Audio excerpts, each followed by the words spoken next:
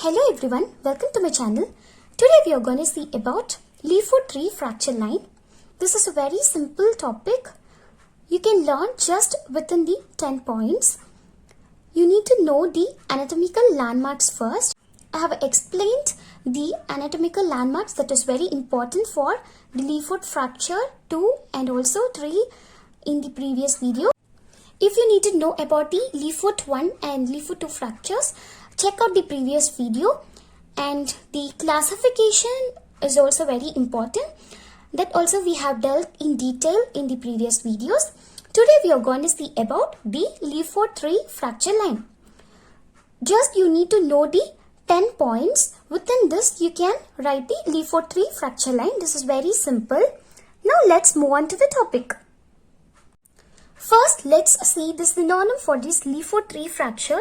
Okay, this is also known as high level fracture.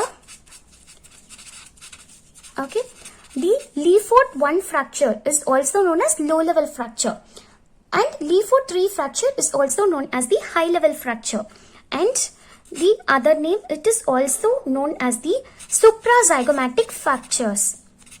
Okay, it is also known as suprazygomatic fracture.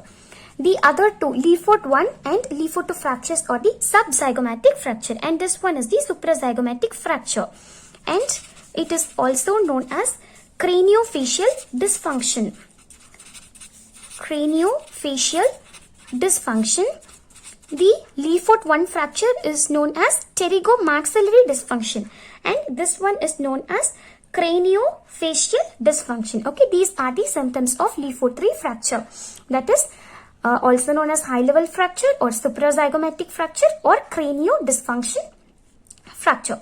Alright, now this fracture is because of the, this is due to the force through the lateral wall of the arbit. Okay, this is due to the force through the lateral wall of the arbit.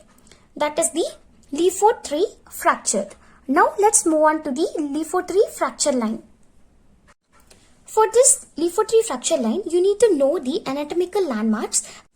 If you need to check out the video, I'll give the link in the description. Please check out. Now, moving on to this LeFou 3 fracture, you just have to see this picture. Just this 10 points, okay, your LeFou 3 fracture line will be complete. Okay, what is the first landmark that you need to remember is the first, it passes along the frontonasal suture. Okay, the fracture line commences along the frontonasal suture. Now, which is the frontonasal suture? We have already saw this was the frontonasal suture. So, it starts along here. Okay, that is this one. That is the frontonasal suture. So, your first landmark will be the frontonasal suture. Alright, this will be the frontonasal suture. And then the second landmark, second most important, is the frontomaxillary suture. This will be the frontal process of maxilla. This is your frontal bone and here will be the maxillary bone. So this will be the frontomaxillary suture. It passes from the frontonasal suture across the frontomaxillary suture. That will be the second important landmark. And third landmark is, this is the lacrimal bone, right? This is the medial wall of the arbit. It goes along the lacrimal bone. So, it passes or crosses the lacrimal bone. That is the third important landmark. Now, coming to the fourth landmark. It crosses the lacrimal bone and the ethmoidal bone. Okay, this is the ethmoidal bone. Alright, this is the lacrimal bone and this is the ethmoidal bone, and including the cribriform plate. So, you have to write it as ethmoidal bone including the cribriform plate. Okay, ethmoidal bone and cribriform plate. Actually, it will be like this, okay, like this. And then, first lacrimal bone, then ethmoidal bone and including the cribriform plate. And it goes below the optic foramen. This is the optic foramen. Okay, the small hole. This will be the optic foramen. It goes below this optic foramen because this optic foramen here, it is covered by a dense ring of bone, so it does not pierce it, it goes below it. So the fifth landmark will be the optic foramen. Okay, because of the presence of the dense ring of bone, it goes below the optic foramen. After that, it goes into the posterior part of the inferior orbital fissure.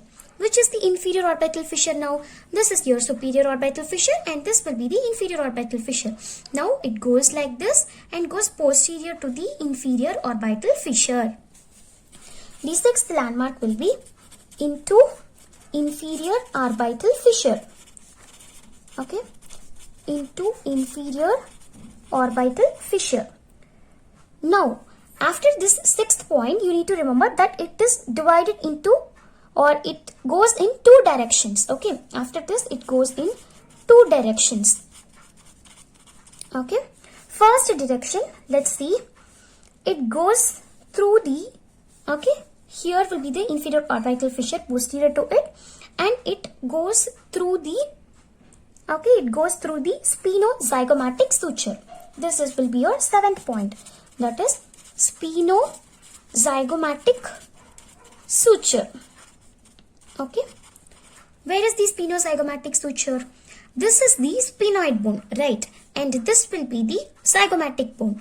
Between the sphenoid bone and zygomatic bone, this will be the spinozygomatic suture. Okay, you can just remember from these two bones, that is sphenoid bone and zygomatic bone. You have to join that name, that is spinozygomatic suture. It goes along here, okay, like this. That will be the seventh point. Then the eighth point that you have to remember is it goes across the now frontozygomatic suture, that is this one. Okay, this will be the frontozygomatic suture. Which is the frontozygomatic suture? That will be the, this will be the frontal bone and this will be the zygomatic bone.